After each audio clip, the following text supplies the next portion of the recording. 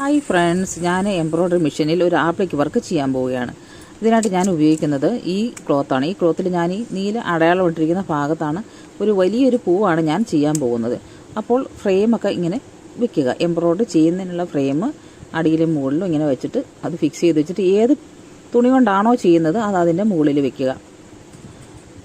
ഇനി ആ തുണിയുടെ പുറത്ത് നമ്മൾ ഉദ്ദേശിച്ച ഡിസൈൻ വരച്ചു കൊടുക്കുക. ഞാനിവിടെ ഒരു പൂവിൻ്റെ ഡിസൈനാണ് ചെയ്യുന്നത്. പൂവിൻ്റെ ഡിസൈൻ വരച്ചു കൊടുത്തിട്ട് അത് അതിൻ്റെ മുകളിലൂടെ എംബ്രോയ്ഡറി മെഷീനിൽ റണ്ണിങ് സ്റ്റിച്ച് ചെയ്യണം. ആദ്യം റണ്ണിങ് സ്റ്റിച്ച് ചെയ്തതിന് ശേഷം ഈ സ്റ്റിച്ച്, ഈ സാറ്റിൻ സ്റ്റിച്ച് ഇത് ചെയ്യുക. ചെയ്ത് കഴിഞ്ഞിട്ട് അതിൻ്റെ ചുറ്റുമുള്ള തുണി വെട്ടിക്കളയണം. അതുപോലെ ഇലയും അതുപോലെ തന്നെ ചെയ്തെടുക്കാം. അപ്പോൾ എംബ്രോയ്ഡറി ഇഷ്ടമായ കൂട്ടുകാരെ, ചെയ്യുന്ന വിശദമായിട്ടുള്ള വീഡിയോ ഞാൻ പിന്നീട് ഇടുന്നതാണ്. അപ്പോൾ ഇതാണ് അതിൻ്റെ ഫൈനൽ ലുക്ക്. ഇഷ്ടമായെങ്കിൽ ലൈക്ക് ചെയ്യുക, ഷെയർ ചെയ്യുക, സബ്സ്ക്രൈബ് ചെയ്യുക. Thank you.